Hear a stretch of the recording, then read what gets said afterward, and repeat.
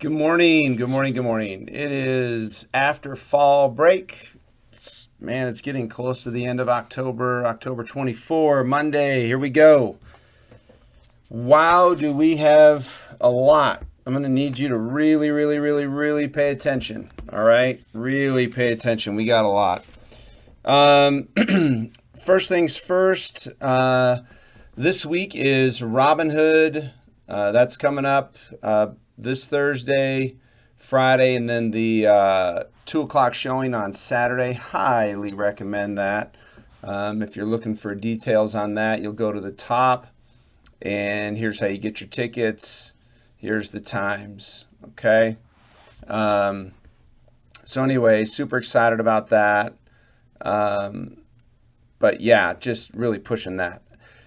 As far as the week calendar goes, tonight we've got our class of 2027, 8th graders. You are the class of 2027. It's got a nice ring to it.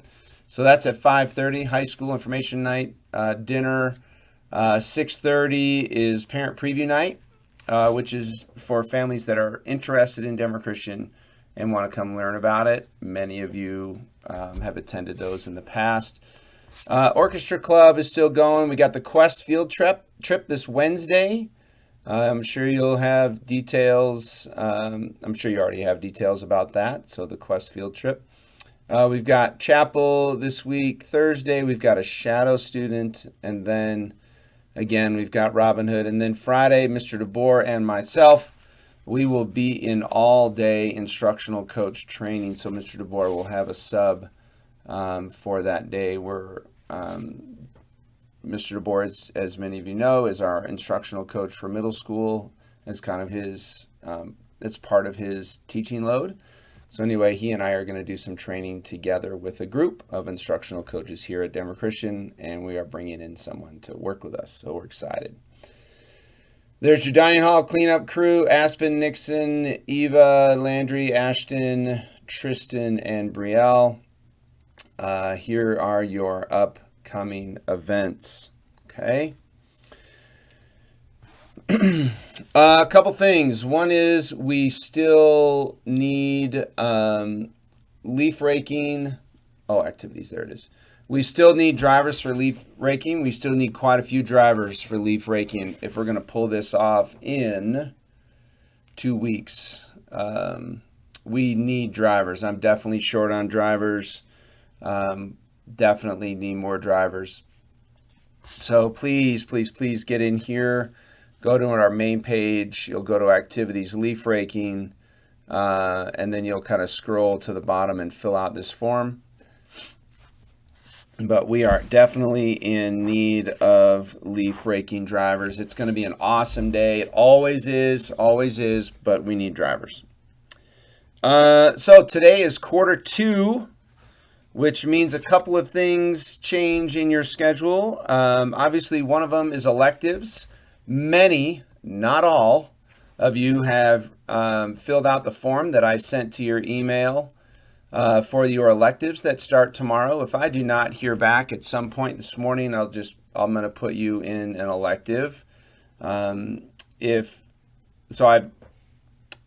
sent out your schedule already, so that's in your inbox. So if you look in Tuesday and Thursday and first hour and it's blank, that means I do not have your elective. Okay, so students, I sent that to your email. I did not send it to your folks' email. That's your responsibility, your job to sign up for electives. Okay, so if you don't fill out that form, the next couple hours, then I'll just put you in one. But there's tons of choices. Some are full. Some are already full. So the teacher's assistant is full. There's a couple of others that are full. I think the forensics is full. So anyway, just keep an eye out for your email on that. Specials rotate today. So the special that you've had, it's either Spanish, art, freedom learning, or physical education. If you have had it twice a week, you now have it 3 times a week. If you had it 2 times a week or 3 times a week, you now have it twice a week. So your special doesn't change. So I'm just going to go over to my schedule over here. So if you're on the PE Spanish rotation, your Spanish now goes to 3 days a week, and your PE goes to 2 days a week. And if you are in the Freedom Learning Art rotation, art is 3 days a week, Freedom Learning is 2 days a week. Okay, I believe that's accurate. Don't quote me on that. But anyway, if you've had it twice, you now have it 3 times. If you had it 3, you now have it twice. Okay. Sorry, I'm kind of going fast here. For some of you that are done with your Freedom Learning class, like you've hit the end of your keyboarding class, etc., there are career exploration classes in your class in Freedom Learning. So it's where you start thinking about, what am I kind of interested in? What do I want to explore as a career? Is it engineering? Is it theater? Is it music? Is it journalism? Is it, right? So you kind of start thinking what you want to do as far as maybe a career. Okay. Some of you might not know, like, I don't know, I'm only in this grade or that grade. It's okay. It's okay. It just gives you something to think about. It just gives you something to think about. We are also firing up a new thing. There's 2 new things here. Grade Guardian is something that lays over the top of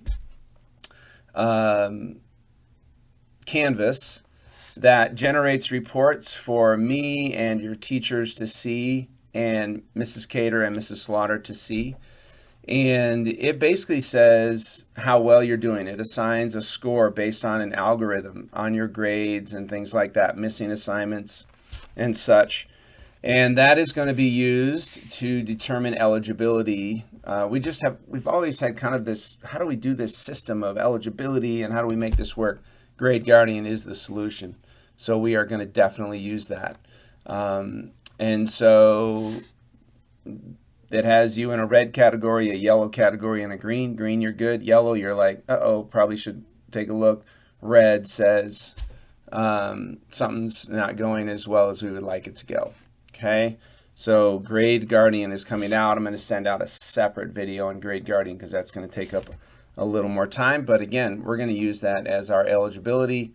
If you're too high in the red, you'll be ineligible and so on. But I'm going to send a video out for that specifically.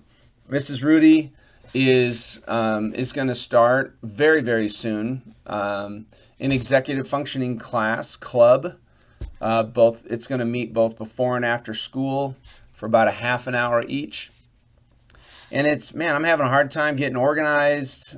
Just an executive functioning skills class to really help us get going. It is a club, but there will be students that we're going to really encourage to be in that class, because I think given Mrs. Rudy's passion and heart for kids and her entrepreneurial mind, her ability to help students with their executive functioning skills, I think it's going to be unbelievably awesome. So more details are going to come out about that in the coming days. All right. If you have any questions about that, you can email me or Mrs. Rudy, Rudy, S-R-U-D-Y, at denverchristian.org, and she can answer those questions for you. But again, it's going to be unbelievable and so helpful for some of our students. Okay. Whew, told you it's going to be busy. Let me get to church. So church yesterday was great. Our associate pastor, Pastor Lamsma, preached yesterday, and a couple of things that struck me specifically. And he talked about this huge message with 2 big words: unity and maturity. Unity and maturity. It's based out of Ephesians 4, 1 through 16, and the title is Unity in the Body of Christ. I thought, man, that's perfect. Especially kind of the time of year and all that good stuff. The unfortunate thing about unity is it's not modeled very well for us, folks, by our leaders, by maybe the adults in our life are not modeling unity well. We model division well. And there's all kinds of examples for that, but the modeling of unity kind of it doesn't sell, right? So it doesn't get a lot of publicity. even though there's enough of it out there that would be encouraging to us, there's not a lot out there that's like forward facing. And the other thing is maturity, also not modeled for us well by our leaders and our adults, the adults in our life. And there's so many things in Unity that are tearing us apart, and maturity in terms of how we react to things, how we react to diversity or what someone says or does. And so then he moved on to 4 key words, and I'm going to make this quick because I'm running a little long here. 4 key words, and I just want you to think about this: humility, gentleness, patience, and tolerant love. Humility, in other words, it's not about being self-centered. So many of our leaders and those that are supposed to be modeling for us are self-centered, not modeling humility. Find someone in your life who is modeling humility. Okay? Gentleness. It's sort of this, it's against harshness. Like, just be gentle, be kind to one. Drop the defensiveness. Patience. You kind of got to let go of your own agenda. So someone isn't doing something the way you want them to do it. Who cares? Just be patient. Just be patient. They're trying to figure it out too. And then finally, tolerant love. Oh, I love words, as I've said to you many times in chapel. Give up something of ourselves, right? Tolerant love. Give others a platform to grow. In other words, stand back. Let others grow. Push. How can I help them grow?